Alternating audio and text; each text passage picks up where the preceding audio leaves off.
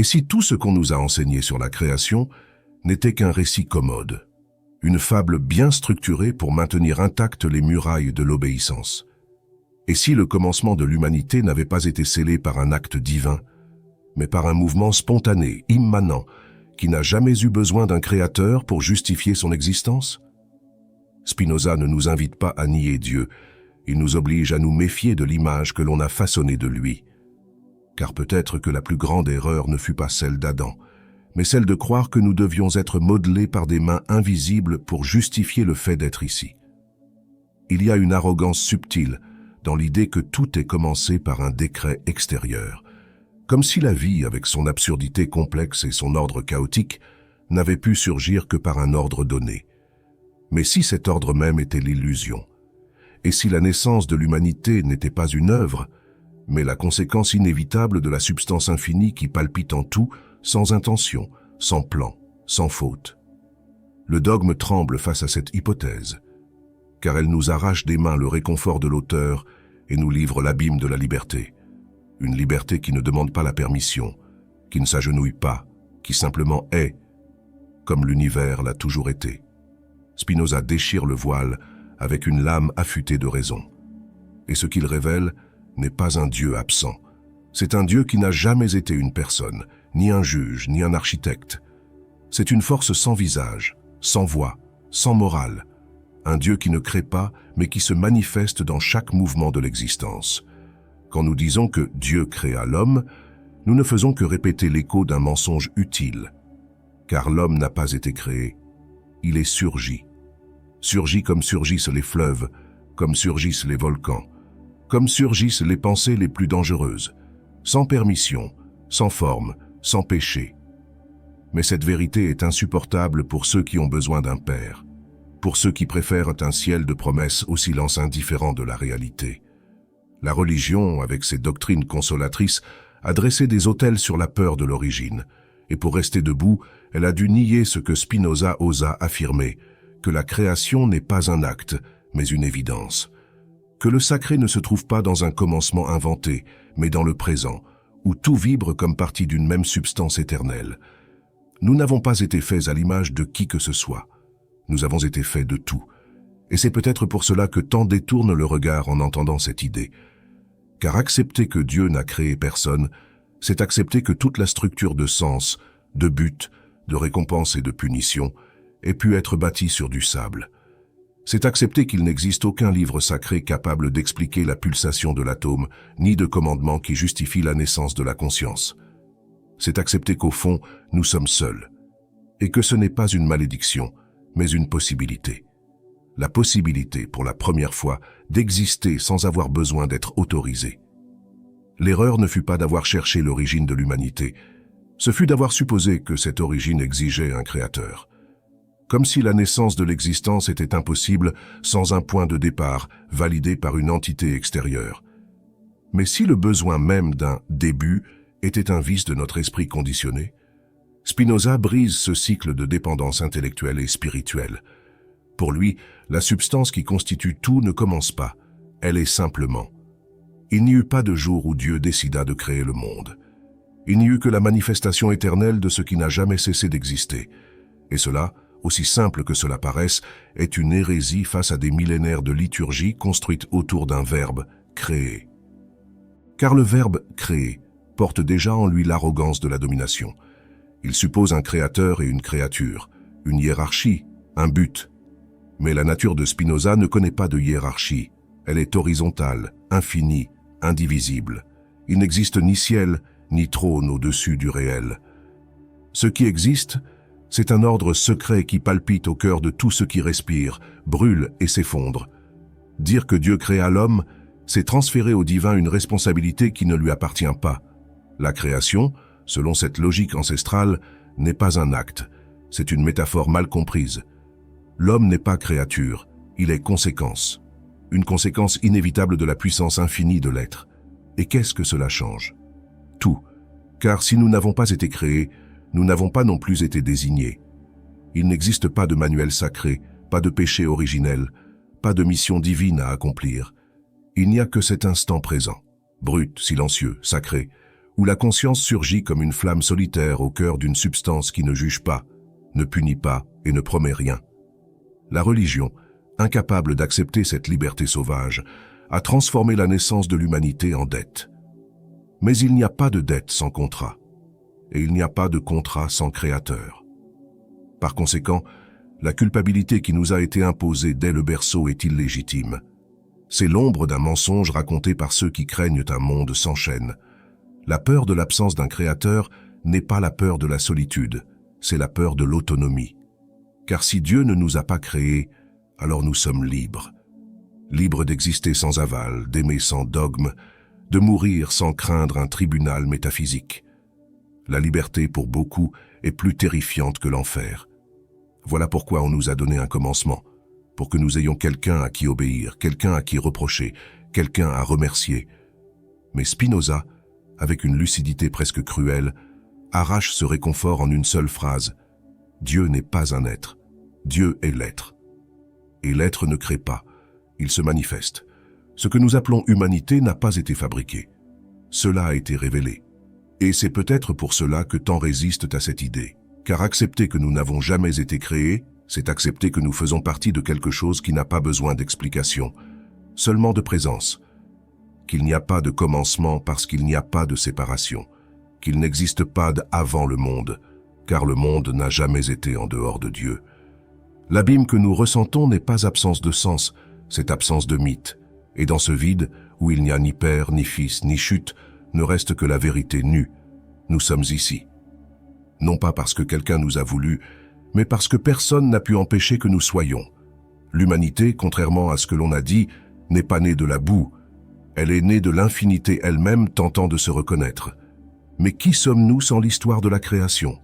Qui sommes-nous sans la Genèse qui nous nomme, sans le doigt invisible qui nous façonne, sans l'autel qui nous ordonne d'obéir pour mériter d'exister?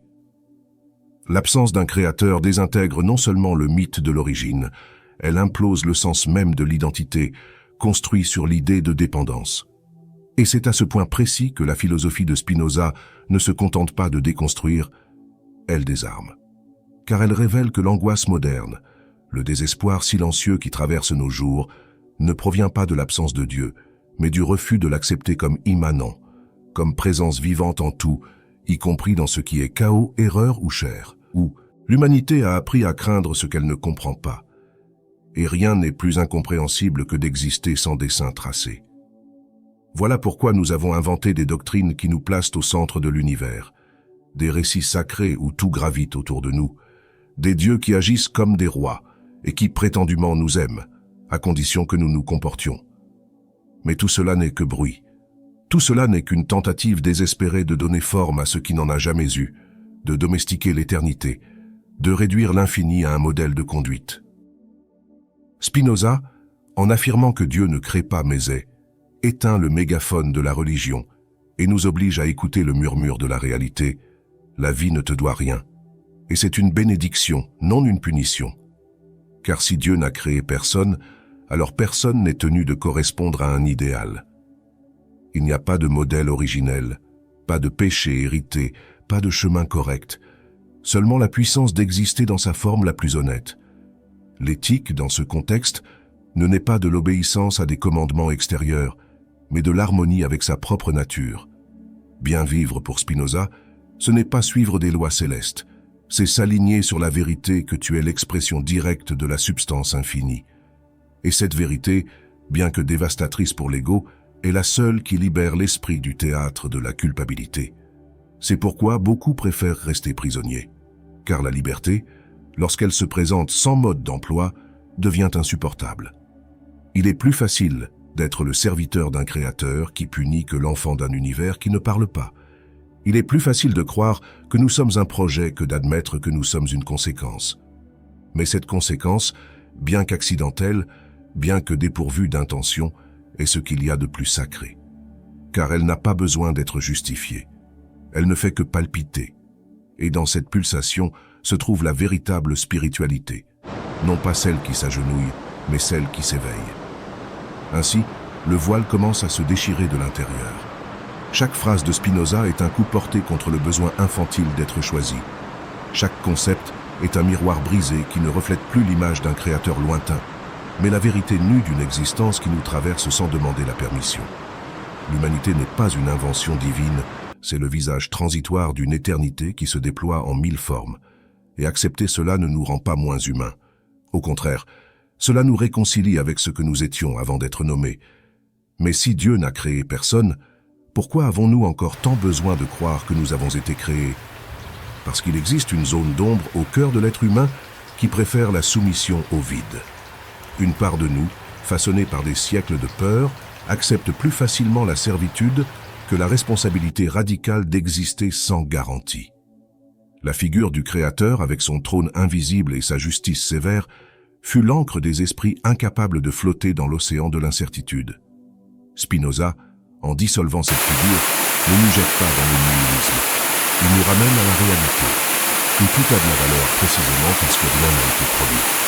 La religion institutionnalisée a toujours compris ce mécanisme. C'est pourquoi elle a cultivé avec tant de zèle l'idée d'un Dieu séparé, qui observe, juge et récompense. Car un Dieu trop présent ne peut être manipulé. Un Dieu immanent qui se révèle en tout est aussi un Dieu qui échappe au contrôle des prêtres, des prophètes et des détenteurs autoproclamés de la vérité. Si tout est Dieu, alors rien ne peut servir de monnaie d'échange. Il n'y a pas d'intermédiaire, pas de privilège spirituel, pas de contrat signé avec le divin. Il ne reste que la vie, dans sa nudité brutale, exigeant que nous la regardions sans les lunettes des mythes. Et en regardant, nous voyons que l'être humain n'est pas né pour servir une divinité extérieure. Il est né pour exprimer la divinité qu'il porte en lui. Nous n'avons pas été faits par des mains célestes. Nous avons été révélés par le déploiement inévitable de la substance qui est tout. Il n'y a pas de péché dans notre origine, pas de culpabilité dans notre corps, pas de chute dans notre pensée. Il n'y a qu'une erreur, avoir cru que la vérité ne pouvait venir que d'en haut, alors qu'elle a toujours été en bas, en nous, dans les racines de l'expérience, dans la chair qui brûle, dans la raison qui explore. La vérité, dit Spinoza, n'a pas besoin d'être révélée par un livre. Elle est évidente pour celui qui ose ouvrir les yeux sans peur. Et ouvrir les yeux fait mal, car cela signifie voir que nous avons été trompés, non seulement par les institutions, mais par notre propre besoin de protection symbolique. Cela signifie voir que l'on nous a appris à regarder vers le haut, alors que nous aurions dû apprendre à percevoir le tout. L'origine de l'humanité, alors, n'est pas une histoire sacrée dissimulée dans des parchemins, c'est le flux constant de l'être se manifestant sous des formes passagères. L'homme est un mode de la substance infinie, et la femme est la pierre, et le vent est la pensée. Rien n'a été créé, tout est en transformation, et cela est plus divin que n'importe quelle genèse. Au fond, ce que Spinoza nous donne n'est pas une négation, c'est une révélation qui effraie parce qu'elle libère. Il nous dit qu'il n'y a pas d'origine parce qu'il n'y a pas de distance entre nous et le tout. Il n'y a pas de plan, parce qu'il n'y a pas de séparation entre ce qui est et ce qui devrait être. Et lorsque cela finit par traverser l'esprit, non comme une idée, mais comme une expérience vécue, quelque chose change. Nous n'avons plus besoin de prier un créateur lointain, nous pouvons garder le silence et sentir que nous avons toujours été en lui, qu'il n'y a jamais eu d'extérieur, que nous n'avons jamais été perdus, seulement illusionnés. Et maintenant, peut-être pour la première fois, nous commençons à nous souvenir. Il y a une violence subtile dans toute histoire qui commence par un créateur et se termine par une dette. Car là où il y a création intentionnelle, il y a aussi une exigence déguisée en mission, une culpabilité masquée en but. On nous a dit que nous avions été façonnés par un être supérieur, mais ce qu'on ne nous a pas dit, c'est qu'en étant façonnés, nous avons aussi été domestiqués. Réduits à des pièces d'un projet que nous n'avons pas écrit, prisonniers de commandements que nous n'avons pas choisis, enfermés dans un récit qui nous infantilise et nous tourmente. Spinoza rompt avec cette logique. Il ne nous donne pas un nouveau mythe. Il nous rend le terrain de la réalité, où l'être ne naît pas de la volonté, mais de la nécessité d'être ce qu'il est déjà. Cette pensée, au début, semble nous ôter le sol sous les pieds. Si Dieu n'a créé personne, alors qui sommes-nous? Un accident cosmique? Un bruit de l'éternité? Mais très vite, nous comprenons que ce vertige n'est pas la fin, c'est le commencement. Car seul celui qui se défait des certitudes héritées peut enfin marcher sur ses propres jambes. Spinoza ne nous abandonne pas à l'obscurité.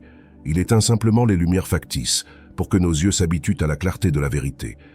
Et cette vérité est limpide comme la substance dont tout est fait. La vie est parce qu'elle est. Et nous sommes, non pas parce que nous avons été créés, mais parce que nous n'aurions jamais pu ne pas être. La véritable spiritualité, par conséquent, ne réside pas dans le fait de plier le genou, mais dans celui d'ouvrir l'esprit. Elle réside dans la perception que l'existence ne dépend pas d'une approbation, qu'il n'y a pas Dieu céleste nous surveillant, ni de mains invisibles nous guidant. Il n'existe que l'être, silencieux, absolu, indifférent, et pourtant plus intime que n'importe quelle prière. La peur d'un univers sans créateur est, en vérité, la peur d'un univers qui ne nous doit rien. Mais cette absence de dette est aussi la source la plus pure de liberté.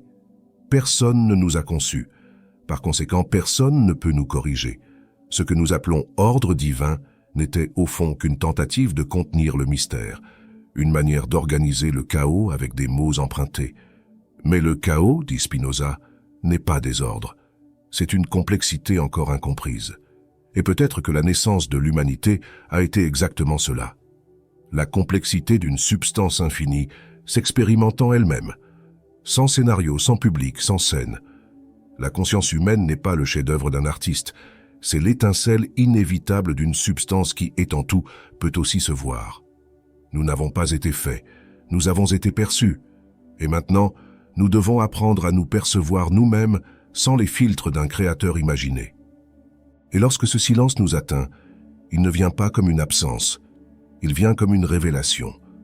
L'univers, pour la première fois, cesse d'être une question et devient une présence. Dieu cesse d'être un nom et devient une expérience. Et l'humanité enfin se dresse non pas comme l'image et la ressemblance de quelqu'un, mais comme l'expression unique de l'éternel et de l'indivisible. Aucun autel ne peut contenir cela, aucune doctrine ne peut le décrire, car la vérité, lorsqu'elle est vécue, n'a plus besoin d'être expliquée, seulement reconnue. Et maintenant, face à ce miroir brisé où nous ne voyons plus un créateur, mais seulement nous-mêmes reflétés en tout, naît une nouvelle angoisse. L'angoisse de celui qui ne peut plus se cacher derrière la foi aveugle. Car, en niant la création comme acte volontaire d'un Dieu séparé, Spinoza détrône également le réconfort de la dépendance. Il rompt le filet qui soutenait l'illusion que la vie possédait un manuel sacré, un plan prédéterminé, un sens extérieur qu'il suffisait de suivre. Ce qui reste alors, c'est l'être nu devant l'être. L'humain exposé à sa propre infinitude, sans carte, sans chemin, sans paradis promis. Mais ce désarroi est aussi notre renaissance, car s'il n'y a pas de créateur pour nous commander, alors tout ordre que nous imposons au monde devient un choix, non une imposition. Le bien, l'éthique, le sens, tout cela émerge de l'intérieur, non comme une obligation divine, mais comme la conséquence d'une conscience qui s'éveille. Spinoza ne dit pas que tout est permis, il dit que tout est possible. Et la différence entre ces idées est abyssale. Lorsque nous comprenons que nous sommes des modes d'une seule substance éternelle, nous comprenons que blesser l'autre, c'est se blesser soi-même. Que mentir au monde, c'est mutiler sa propre essence. Et que chercher la vérité n'est pas un luxe, c'est une nécessité vitale. Cette vision n'offre ni miracle, ni promesse de salut. Elle ne console pas comme un père, elle ne pardonne pas comme un Dieu à barbe blanche, mais elle libère. Elle libère de l'idée que nous sommes nés coupables. Elle libère de la manipulation de ceux qui ont transformé l'origine en dogme, la foi en soumission, le divin en monnaie. Elle libère de la peur qui paralyse et nous réduit à des copies obéissantes d'un projet qui n'a jamais existé. L'origine de l'humanité, selon Spinoza, n'est pas un événement, c'est une condition. Et cette condition est simple, indicible, irréductible. Nous sommes le même Dieu sous une forme transitoire, oubliant que tout ce qui est déjà. Et c'est pourquoi la vérité a toujours été un murmure, non un tonnerre. Elle n'a jamais eu besoin de temple, ni de prophète. Il suffisait du silence. Il suffisait du courage de regarder à l'intérieur, quand tout autour criait de regarder vers le haut. Dieu n'a créé personne, car Dieu n'est pas un agent, mais l'existence même. Et lorsque cette perception s'installe, tout change. Le passé cesse d'être une prison, l'avenir cesse d'être une dette, et le présent devient un autel vivant, où l'on n'offre pas de sacrifice, mais une présence, où l'on ne cherche pas la rédemption, mais la lucidité. Et ainsi, peut-être, renaissons-nous, non pas comme des créatures sauvées par un acte de miséricorde, mais comme des consciences éveillées qui ont enfin compris. Ce n'est pas la création qui nous définit, mais le fait que nous n'avons jamais été séparés du tout. La naissance de l'humanité n'a pas été un geste divin.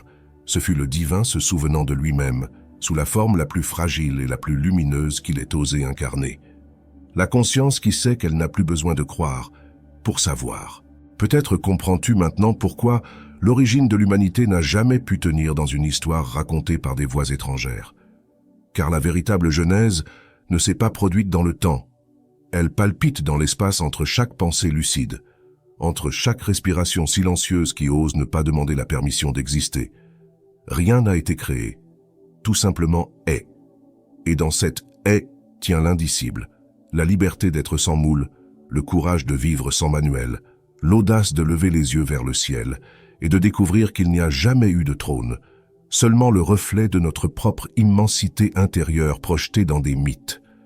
Ce que cette vidéo a tenté de toucher, ce n'est pas ta foi, mais ce qui vient avant la foi, avant la croyance, avant la peur, ton intuition oubliée, celle qui a toujours su que la vérité n'habite pas dans les Écritures, mais dans les silences, que le divin n'est pas au-dessus, mais à l'intérieur, et qu'à chaque fois que tu plies le genou pour demander pardon d'exister, une partie de toi meurt sans n'avoir jamais vécu.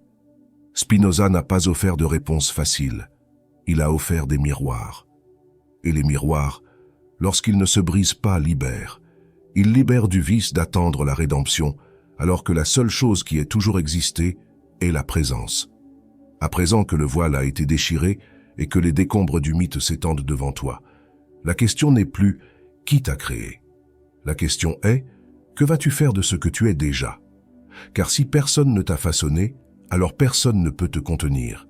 S'il n'y a pas de créateur attendant ton obéissance, il y a peut-être un univers entier guettant ta lucidité.